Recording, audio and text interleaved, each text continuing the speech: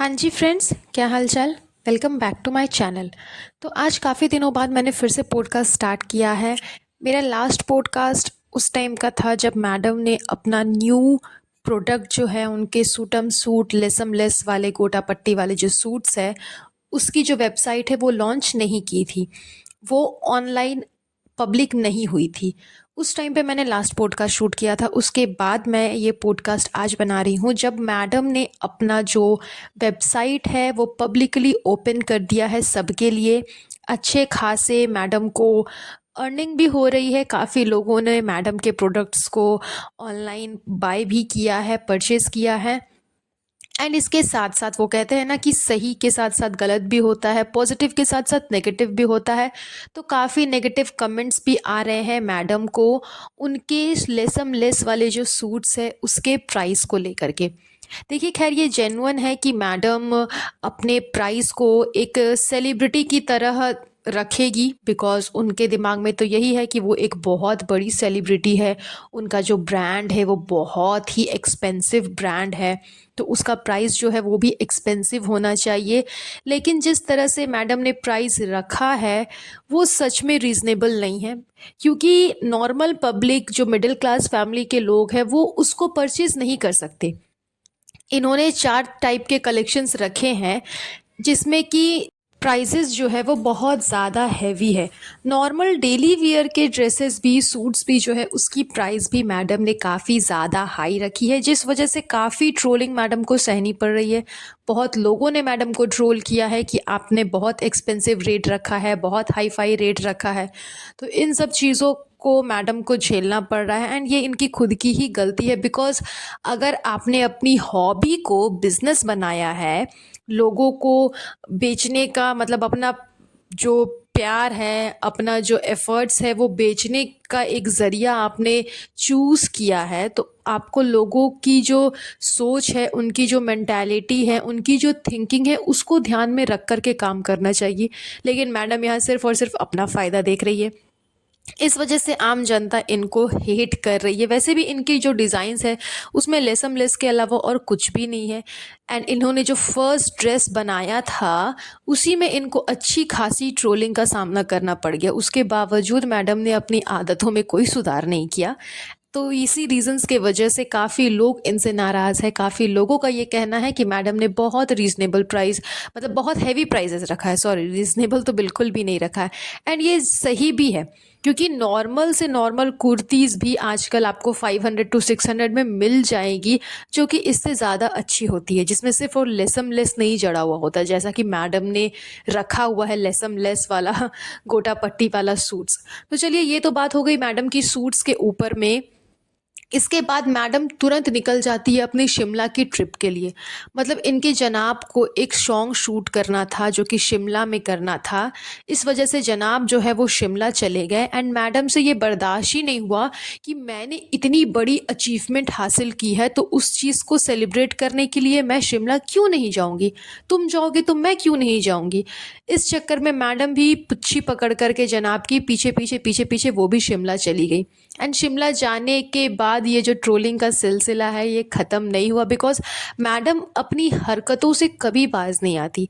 शिमला जाने के बाद भी मैडम ने जिस तरह की ड्रेसेस कैरी की थी, जिस तरह की ड्रेसेस मैडम ने वहाँ पे पहनी, लोगों ने काफ़ी ट्रोल किया। एंड ट्रोलिंग करने की जगह भी है, बिकॉज़ एक तो मैडम ने अपना वेट इतना पुट ऑन कर लिया है, इनका बॉडी स्ट्रक्चर इतना ही ख़राब हो चुका है कि इनको देख कर के कोई भी नहीं बोलेगा कि ये कभी सेलिब्रिटी भी थी। जिस टाइप से मैडम का फिगर था कुछ टाइम पहले, कुछ सालों पहले, एंड जिस टाइम से अभी है, एकदम मतलब बिल्कुल ही ऐसा लगता है कि मैडम का बिल्कुल भी ध्यान नहीं है अपने ऊपर। इनको कोई फ़र्क नहीं पड़ता कि इनके बाल कैसे हैं, इनके फेस कैसे हैं, इनका बॉडी स्ट्रक्चर कैसा है, इनका स्टोमैक कैसा है, इनका लेग, इनका हैंड, ये सब कुछ कैसा है, हैवी होते जा रहा है या फिर बहुत ज़्यादा पतला हो गया है या फिर रैशेज़ हो गए हैं। मतलब कुछ फ़र्क ही नहीं पड़ता। सिर्फ एक्सपेंसिव क्रीम्स का प्रमोशन कर देने से या फिर हेयर ऑयल का प्रमोशन कर देने से लोग ये नहीं समझ जाएंगे कि आप बहुत ही खूबसूरत एंड बहुत ही अच्छी जानी मानी सेलिब्रिटी सेलिब्रिटी हो, सिर्फ मैडम को प्रमोशंस ही करने होते हैं, सिर्फ कोलैबोरेशंस ही करने होते हैं कि आप ये हेयर ऑयल लगा लो, आप ये प्रोडक्ट ले लो, आप इस टाइप का पाउडर ले लो, आप इस टाइप के कैल्शियम ले लो, आपकी स्किन अच्छी होगी तो आपकी बाल अच्छे होंगे, तो ये तो वो। लेकिन ऐसा कुछ भी नहीं है। मैडम की खुद की बॉडी में इसका कोई भी इफेक्ट नहीं पड़ रहा, कुछ भी फर्क नहीं पड़ रहा है। बीच में लोगों ने काफ़ी ट्रोल किया था मैडम को उनके बालों को लेकर के कि ये कभी कॉम्ब तक नहीं करती अपने बालों को। तो मैडम ने लास्ट में अपने हेयर कट करवा लिया एंड फिलहाल उन्होंने अपने हेयर पे थोड़ा मोड़ा काम किया है। उनकी हेयर फिलहाल बेहतर है, पहले से कुछ बेहतर है।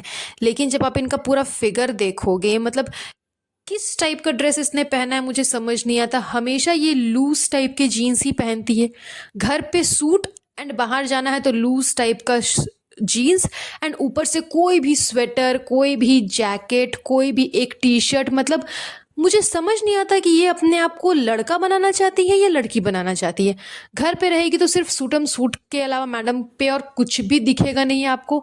एंड घर से बाहर अगर ये कहीं जा रही है आउटिंग पे तो ऊपर एक जेंट्स वाला शर्ट एंड नीचे एक लूज पैंट या फिर लूज जीन्स, जो भी आप बोल लो, वो मैडम पहनती है। दोनों ही टाइम पे 2 दिन 3 दिन का मैडम का ट्रिप था। एक व्लॉग में तो इसने सिर्फ रेड कलर का ऊपर से एक टी शर्ट पहना हुआ था, नीचे में वही एकदम ढीला ढाला सा जीन्स। नेक्स्ट डे इन्होंने एक कुर्ता पहना था, वो भी एकदम इतना मतलब लूज, इतना लूज। कलर उसकी अच्छी थी, उसमें जो काम किया हुआ था वो भी अच्छा था, लेकिन उसके नीचे मैडम ने वैसा ही लूज जीन्स पहना हुआ था एंड वो जो कुर्ता था वो भी एकदम लूज था। तो मैडम मुझे समझ नहीं आता कि आप खुद अपने आप को एक डिज़ाइनर बताती हो एंड उसके बाद में आपके चूज़ किए हुए ड्रेसेस, आपके चूज़ किए हुए कलेक्शंस इतने रद्दी होते हैं। आई मीन उस कुर्ते में थोड़ी सी एक बात अच्छी थी कि उसका कलर अच्छा था, कलर के साथ जो कॉम्बिनेशन था, जिस तरह का उस पर काम किया हुआ था, आप देखना कि सिर्फ एम्ब्रॉयडर किया हुआ था, कोई लेस कहीं पर भी कोई लेस गोटा पट्टी नहीं जड़ी हुई थी, तो वो कुर्ता अच्छा लग रहा था। तो इसी तरह की डिज़ाइंस आप अपने सूट में क्यों नहीं करते हो? हर जगह लेस को घुसाना ज़रूरी तो नहीं है। एंड जब आपको पता है कि आप अपने आप को एक डिज़ाइनर प्रिटेंड करती हो तो उस वे में क्यों नहीं सोचती? आई मीन अपने आप को डिज़ाइनर बताती है लेकिन इनकी डिज़ाइन का कलेक्शन, इनकी चॉइसेस इतनी रद्दी होती है, ऊपर से इतने लूज लूज ड्रेस पहनने का इनका क्या ही मकसद है, कुछ समझ में ही नहीं आता। मे बी मैडम ने वेट इतना ज़्यादा पुट ऑन कर लिया है, इस वजह से ये अपने आप को छुपाने की कोशिश करती है, लेकिन सच में बहुत ही ज़्यादा वाहियात लग रही थी मैडम। इसके अलावा इसने एक ईयरिंग परचेज़ की जिसकी प्राइस ये लोगों से पूछ रही है। वो ईयरिंग अप्रॉक्स 350 के आसपास की थी। उसकी प्राइस मैडम लोगों से पूछ रही है कि आप बताओ कि वो सही है, रीज़नेबल है या नहीं है। जबकि इन्होंने अपने खुद के सूट्स का प्राइस इतना हाई फाई रखा है जो कि आसमान छू रहा है।